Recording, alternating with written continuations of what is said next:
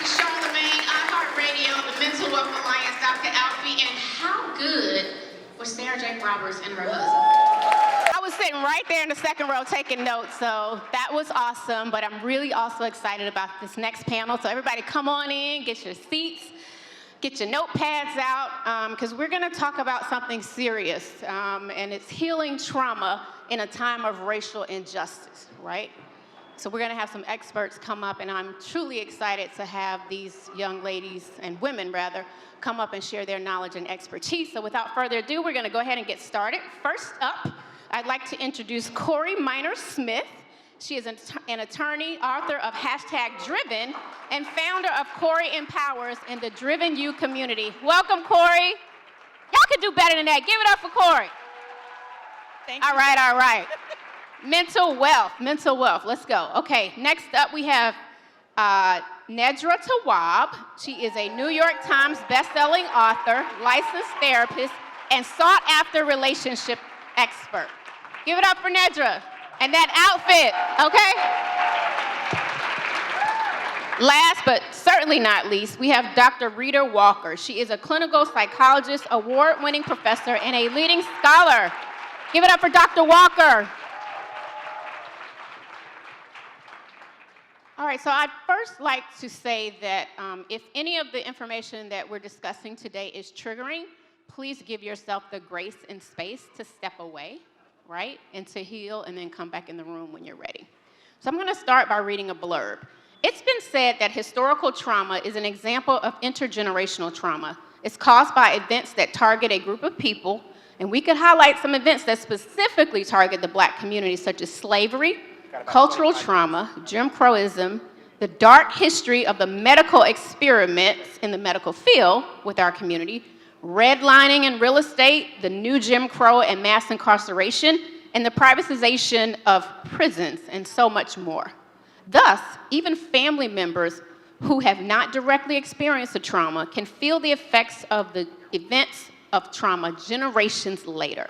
And now we are experiencing racism in the workplace, with police brutality, the criminal justice system, voter suppression, and more.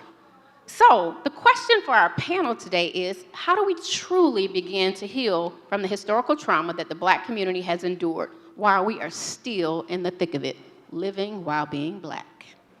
My first question is to Dr. Walker. Can you talk to us about this theory of post-traumatic slave disorder and explain what epigenetics is as it relates to our ancestors' trauma?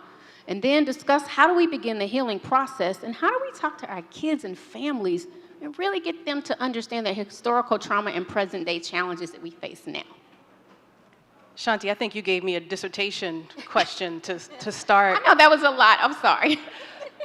I think first and foremost, it's good for us to think about trauma as a really very strong reaction to incredibly and enormously stressful things that have happened to us. And that gets passed on from generation, or the reaction to that is passed on from generation to generation. Have you all ever heard anyone say, you act just like your grandmama? Yes. You act just like your uncle, and you don't even really know your uncle that well. And that's the part that Greek philosophers back in the day, thinking of this notion of tabula rasa, they thought that we just showed up as humans, like no historical memory, no understanding of what our personalities were. But what they started to understand eventually is that our personality and who we are gets passed on through genetic code. Part of the genetic code does get infused in it the trauma, the way that people dealt with trauma generations ago. And so even if you didn't know those family members, part of who they are is in us. And what we have to do is first and foremost to have these kinds of conversations, to have these, these really important discussions so that we can recognize the impact of trauma for not just that generation, but for the next generation, and that we're honest about it. Too often we just say, well, it's just about me and mine and my family. But we have to start to think about the next generations and how do we break what we've often talked about, generational curses. that I'm going to start to heal in my family so that I can pass on constructive ways of talking to one another, constructive ways of supporting each other and giving grace, recognizing that maybe that person is acting out the way that they do, not just because it's just who they are, but because of something that got passed on to them. So we have to start to give each other a little bit more grace and a lot more compassion and patience. Absolutely. Would anyone else like to add to that? We need to talk more. There's a lot of covering up in our community. There's not enough conversation about how people actually feel. There's a lot of masking. We do that with addiction. We do that with connecting to the wrong people, to the wrong things, because we're afraid to really know what's happening. We're afraid to ask people and really pay attention to, how do you feel? This was a really big thing that happened. I remember going to a funeral, and my 12-year-old my 12-year-old cousin was crying because it was his grandmother's funeral, and his uncle walked by and said, "Stop crying, be strong." And I thought, dang, this is a funeral. Right. This is where you cry, right? But there is this masking that we do, that even at a funeral, you cannot show that level of emotion. Now, he had a cousin that was a therapist. So I sat there and I said, boy, you cry. This is your grandma's funeral. This is appropriate. So we have to invite people to experience feelings. We have to let them know that it's okay. When things happen, we have to ask them, how do you feel about this? Whether it's a news story, whether it is a death in the family, we cannot continue to pretend that feelings don't exist. We feel all day. So all we have to do is acknowledge that and talk about it. And I say all like it's easy. It's not easy. It's not easy, but it is absolutely possible to get people to start speaking more when we pay attention and we're open to listening. I love that. Thank you. I also, Sarah talked a lot about talking to yourself, right, and being able to break some of those generational curses. And my father died by suicide when I was just 7 months old, and I would see my mom just crying on end, trying to raise 3 young children, never went to counseling, never went to therapy. And it was my sister, who, God rest the dead, passed away 3 years ago, but broke that curse in our family and finally went to therapy and said, it's okay to express your feelings. It's okay to talk about it. So y'all, it's okay to talk about it. It's okay to tell grandmama, like, you know what, you don't have to cry. We can get help together. It's okay to tell your nieces and your nephews, because a lot of us, you know, we raise the village, if you will. So we have to be able to reach back into our communities, within our own families, and start breaking those cycles. Would you like to add anything, Corey? I think it's very important that we talk, that we acknowledge our feelings, and that we also know our rights when in terms of our feelings and our ability to take that to court if necessary when we face things at work, for example. We have civil rights laws, we have the voting rights laws for a reason. And unfortunately, with this generational trauma, we are used to fighting not only for ourselves, but collectively, so that we can be free. From the Reconstruction period on, including Jane and Jim Crow, we need to understand that it may be difficult, as was said. It's not easy, but once we acknowledge that there have been issues throughout our history in this country, we are able to overcome it together, collectively, but we first have to acknowledge it in our own lives, in our own households, among our own family members, in order to know the resources that are available for us, to actually use those resources that are available for us, and to enforce our rights, because they are our rights by law. Yes, thank you. So we got to talk about it, right? That's one of the big takeaways. Silence or Shame, I'm the founder and CEO of Silence or Shame, and we started what's called Silence or Shame Sunday dinners, because y'all remember how Sunday dinner was very important to the Black family? So we're starting that back up. We want y'all to put your phones down and let's talk about it. Let's have those hard conversations at the dinner table so we can begin to address these issues and to break some of these generational curses. My next question is for you, Corey. In a recent survey from the Pew Research Center, Black Americans saw racism in our laws as a big problem and discrimination as a roadblock to progress. A large percentage of the sample group saw racism, police brutality, economic equality, affordable health care, limits to voting, whew, it's a lot, y'all, and the quality of our schools as huge issues in our community. So in your opinion, how can we even think about healing when we have so many cultural and systemic issues of racism still ongoing in present-day society? Yes, it is so important to understand that the more things change, the more things stay the same. And I say that again in terms of our laws. We have laws that have been put in place to help us to have our constitutional rights because they were not always available to us, especially Black women who were the last to have the right to vote by law. What's important for us to acknowledge is that even though these laws are on the books, they're not always enforced. And it takes us to make sure that they are enforced for all of our communities, the marginalized, the disenfranchised, those who are discriminated against on a daily basis. The people who are often left out of this conversation are people who have disabilities that are related to their mental health conditions, mental disorders, severe mental illness, which is legally defined to be a disability. So when you are Black and have a disability, such as a mental health disorder, you have rights, not only as a citizen, but to have things to be accessible for you or your family member.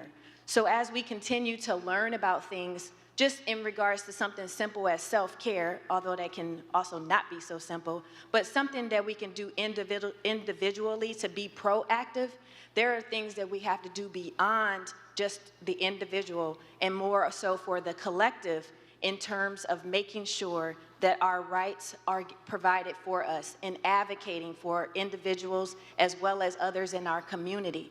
So I encourage people to understand whatever may be in place for your particular issue, and that you know what rights and what resources are available to you, and that you actually use those resources without shame and without guilt, and know that you can do it by yourself, but you don't have to do it by yourself. There are things that are available, organizations, events like this, that help us to know where we can go for help, not only for ourselves, but also for our loved ones. Ooh, give it up for that, yes. And I want to take that a step further because we're talking about cultural and systemic issues, right? And how it affects our community. And we're at the Mental Wealth Expo. How do we get to that mental wealth place to even be able to pour back into ourselves when, how many of you in the room have insurance through your employer? How many have issues trying to find a therapist if need be, or just don't have access, right?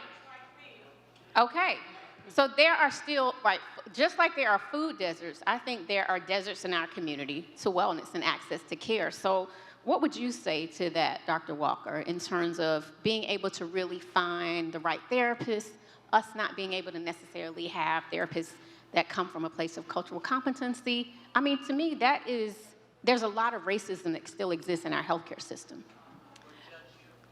There is, and I heard someone say, and they judge you, and you want to find someone who looks like you, who can relate, so that when you show up in therapy, you're not having to explain or re-explain what it's like to show up in your own skin. Like, that goes so very far that when you're already hurting, you don't want to have to go and explain to someone what it means to be Black or African American or Haitian in the US. Like, no one needs to carry that burden. We have to be able to understand also that while someone looks like us, they may not still relate to our experience. So we do have to recognize that as well, that we're all educated in the same system. And what I mean by that is that the system is very racialized, and the system in a lot of ways still says that people who look like us aren't worth anything. But when we go for care, we need to understand what is my specific need? What am I showing up to therapy for? Am I showing up to therapy because I heard someone talking about thoughts and I need to be able to fix my thoughts? Am I showing up to therapy because I'm having relationship challenges and I want to be able to talk to an expert? You know, what is my specific issue? And when you talk to those individuals, because you can screen people, not every therapist is going to be a good match, regardless of their race or ethnicity. You could find a therapist who doesn't look like you, by the way. And I do talk about this in the Unapologetic Guide to Black Mental Health. There's a whole chapter that talks about finding a mental health professional. But when you look for that individual, you ask them, what proportion of folks are you seeing that look like me? Okay. How many clients or patients have you had who are Black or African American? And you all know if somebody hedge in their response, then you can probably move on to the next person. But if they respond in a way that's comfortable, that could be a good match for you. But go ahead and just line up about 3 or 4 people so that you can go through the list and figure out which one seems like they could be the best option. I love that, and I want to get your thoughts on that as well. How many of y'all know that back during the days of slavery, you ever heard of a term, drapetomania? Show of hands. So drapetomania was the term given to, it was a disease almost, right? They told us that if we wanted to seek freedom, that we had a mental illness. So therapy wasn't for the Black community and for our ancestors in the first place. That is why it is so important that we feel confident in being able to ask those questions like Dr. Walker said.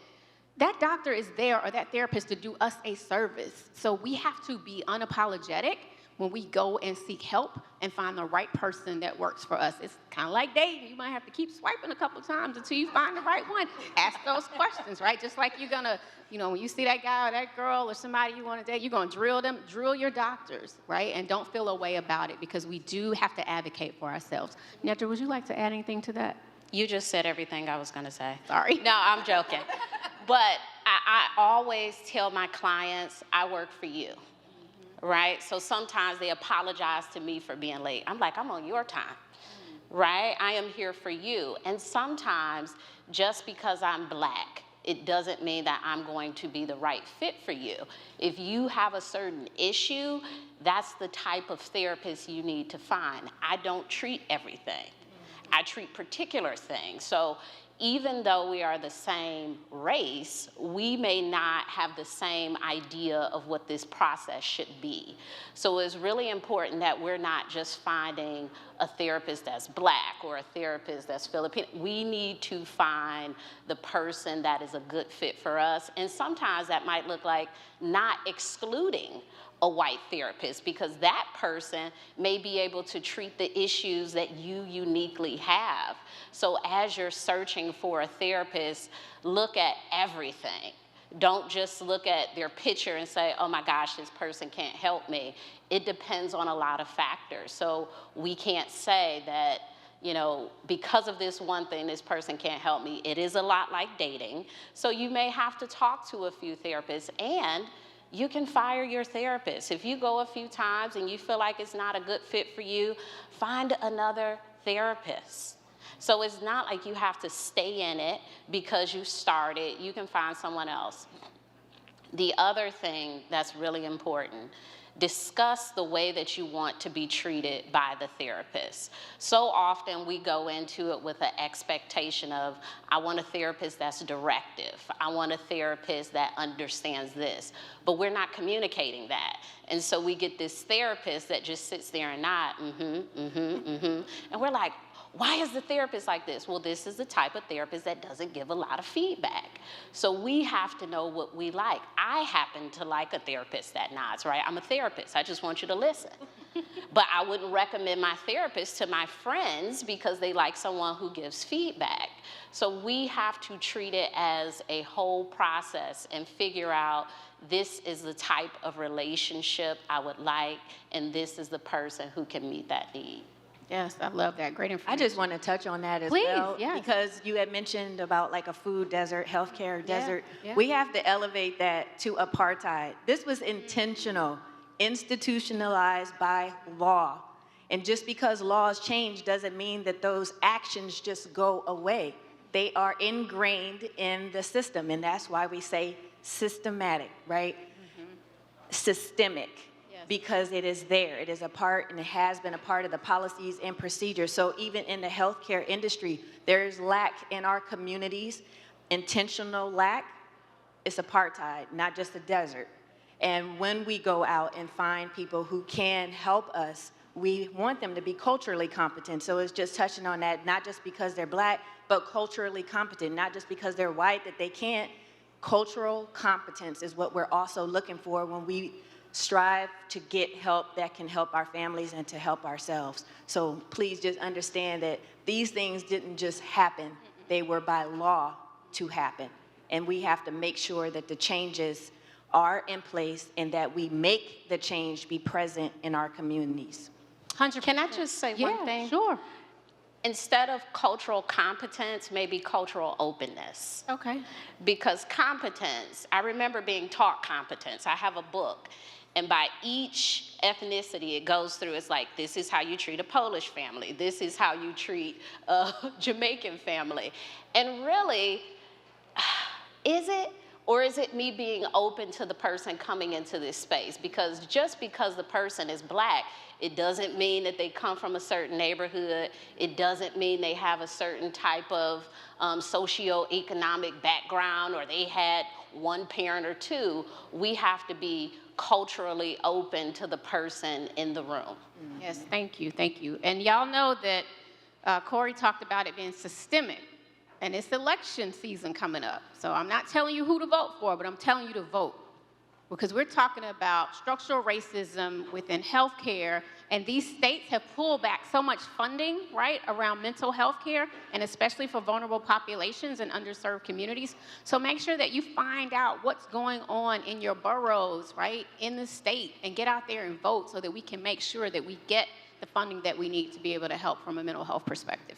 So I want to go back to you, Nedra. As a relationship therapist, how do you think racism has shaped some of our Black adults who experience childhood neglect and discrimination, and how do we break the cycles of unhealthy relationships in our communities that may be attributed to generational trauma? The best possible outcome is for people to heal before they have children, right? Or to start the healing process. That typically doesn't happen. And when it doesn't happen, we take all of that stuff that we did not like, we try to improve a little bit. So we try to provide what we needed in childhood. So let's say you didn't have a parent who said, I love you. So you can be really mean to your kids and say all the time, I love you, right? You know I love you, but you being really mean. So you feel, oh my gosh, I'm a great parent, I've improved. And then that child, they do these other things because we get into this habit of, I'm not going to be like my mom, but I will do the things that I needed, but it might not be what your child needs. Mm-hmm. And so we need to reconsider what parenting looks like. Say that again. I'm sorry. We need to reconsider what parenting looks like. Often we think it is this control situation where really it is this openness to discovering who this child is and what they need. Mm-hmm. So many of our parents did not do this. They come with this program of, this is how I will parent you. I may not need this. Maybe my sibling needs this, but I may need a different thing. You don't have to punish and beat and, all of these things. What is the effectiveness? What is the proof? We don't even think about how it felt to happen to us. That's how disconnected we are from the things that we continue to apply. If we thought more about what it felt like to be nervous your first day of school, what it felt like to not know what was going on, but you see something changing in your environment, what it felt like to be yelled at an adult when you didn't really do anything wrong. We could parent better. Be bullied, right? Or to be bullied. Bullied doing the things of Jim Crow. Because what we do so often is from our adult perspective, we shut down children. It's like, that's not a big deal. Well, yeah, it's not a big deal to you at 35, but at 12, that was a really big deal. So we have to learn how to parent in better ways. We don't do that because it's really hard.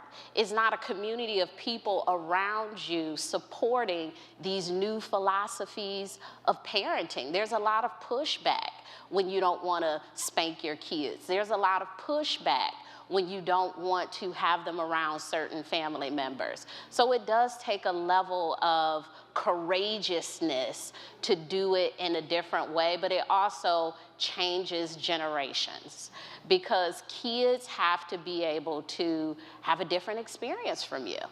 And it's so important relationship-wise that you start building the relationship at birth. If you're a mother, when they're in your stomach, you start building that relationship right away. As a parent, one of my goals is I don't want to have to do a lot of repair work. I want to treat you well now. Right. I want a relationship with you today. So when you're 35, hopefully you go into therapy, but I hope you're not talking about me, you know? I want you to go, but I want you to be talking about something else. That's right. So right now, I'm open. My kids say stuff to me and I don't like it.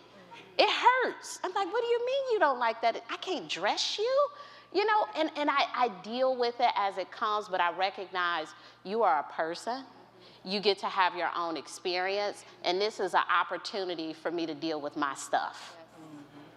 Oh, y'all give it up for that. That was, you said a word. So I think the overarching theme, right, in that was about modeling behavior, right? How do you model behavior, right, early on for your kids so that they won't end up having so many issues, right, and you actually treat them how they want to be treated? That was beautiful. Thank you. I want to go next to Dr. Walker. It is essential to understand how deeply ingrained racial trauma is, but it's also important for people to believe that growth and healing are possible, right? That's why we're here today.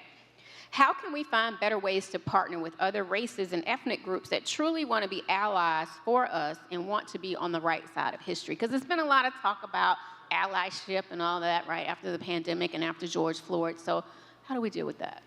Well, one thing I will always say to allies is that we don't need an elaborate system in place on day one. Tomorrow, anyone can go into the workplace, the grocery store, the bank, wherever they are, and if they see a person of color, if they see a black person being mistreated, say something. Use your privilege in the way that marginalized people do not and cannot. Because at the end of the day, there is a power structure in place that many of us don't have access to. And so when we can get the individuals who are in fact privileged to be able to speak up, make change, if they know that there is some policy, some rules, some law, or something that disproportionately affects black people, then do something. But again, at the grocery store, I appreciate if those videos, maybe you all have seen them in social media, where some black person is pulled over on the side of the road and there's a white person saying, "I can't believe you," and they're yelling and they're going off. I'm like, good. Use your privilege because you can survive this encounter in a way that a black person won't. And so we need those individuals to step up and not be afraid to step up, because if they don't, there are a lot of folks who are going to be harmed, and there are a lot of folks who may not make it home. If you see it, say it. I'm just saying, allies, if you see it, say it, okay? Anybody want to add anything to that? All right, I'm going to go to the last question, and then I want to ask all of you about what the future of breaking the generational trauma looks like. So Corey, can you talk about your experience being a caregiver of someone with a mental illness, and if you experienced any secondary trauma from that experience? And then lastly, did you find any discrimination and disparities for access to care for your loved one, and how did you combat that? Yes, the short answer to both yes and yes. It has been a significant journey being there for my mother, you know, since the age of 14, so it's been well over 30 years. But more importantly... Can you tell them what your mother was diagnosed with, if you don't mind? Sure. My mother was diagnosed with manic depression, paranoid schizophrenia, now known as bipolar disorder and schizophrenia.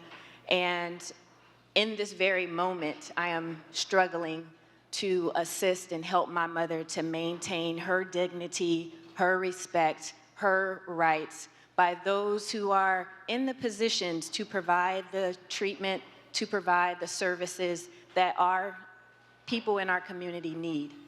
Not just the mental health, but also housing. Many times people's behaviors that are associated with severe mental illness can lead to eviction. And as you all know from all over the news resources at this point, housing is at a shortage. And so in order to assist my mother, I have had to learn to deal with my own trauma related to the issues that I have to face.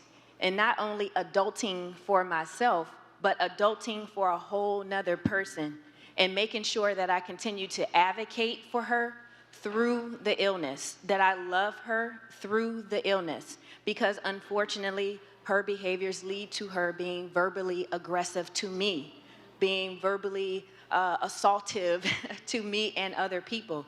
And I still fight on her behalf to make sure that her rights are acknowledged, not only as a Black woman, living as a Black woman, but a Black woman who is living with a disability, and that she has rights, that that people who are serving her understand that she needs assistance, but it doesn't mean that she's an invalid and can't do anything on her own, but advocating for her, helping her to navigate the system, at the same time understanding the importance of self-care for myself. And as I continue to learn about the laws, researching things, I want to share that information with other people so that our community knows that severe mental illness is real. People are not just playing or on drugs or drinking. It is real, and that there are resources that are available to people in our community, and many times it is free. So again, I encourage people to do it unashamedly, unapologetically. Use the resources and make sure if it's you or your loved one has their rights acknowledged and that the services are provided to them as they are due. Yes, thank you. Yes, please clap for that. I don't know how many of you have experienced a family member or a loved one with a severe mental illness, and we talk a lot about self-care and wellness and mental wealth, but there are so many people in our community suffering with a severe mental illness, and until you have experienced that as a caregiver, it's really tough. And the racism, right, that we experience with the facilities, the treatment facilities, you really have to advocate for your loved ones in those situations because the system just is not set up, especially for people of color with a severe mental illness. So again, keep advocating for your loved ones. And I also want to make note that if you do know anyone in crisis, we do have a new number, 988. So please take that down. In addition to the Suicide Prevention Lifeline number, which is 1-800-273-TALK, you can now dial 988 and be connected to a crisis counselor. So we have about 3 minutes left. In a minute or less, can each panelist tell me what does the future of healing from ongoing generational trauma look like? And what are some best practices of wellness and self-care as a community that we can implement? And we'll start with you, Dr. Walker. Well, I think that if we can, first and foremost, resist distractions. So distractions show up with the amount of media that we consume, social media that we consume, the social comparisons that come about from spending too much time on the internet, and I am guilty of it too. But if we can first just start to be aware of the distractions, the Twitter beefs, they seem like fun, but they are distractions from real issues. And if we can instead start to do something that we don't like to do, and that is get in each other's business. I understand that we don't want to go and find out what's going on with so-and-so and this person and that person. It's in part because we have gotten into a place of a lot of judgment that when we ask people how they're doing, then we want to say, well, it's not that bad, or when I went through it, it wasn't so awful. But we have to get to a place where we use our ABCs. We can assume that we can be helpful, be present, put the phone down, and cancel the judgments so that we can start to understand better how folks are doing so that we can actually be helpful and build community. If folks sat down and didn't say hello, or at least look hello at the person sitting next to you, then, just look to your side and say, hey, I see you. We are here together. We're in this together as we build community. Thank you all. Absolutely. Nedra.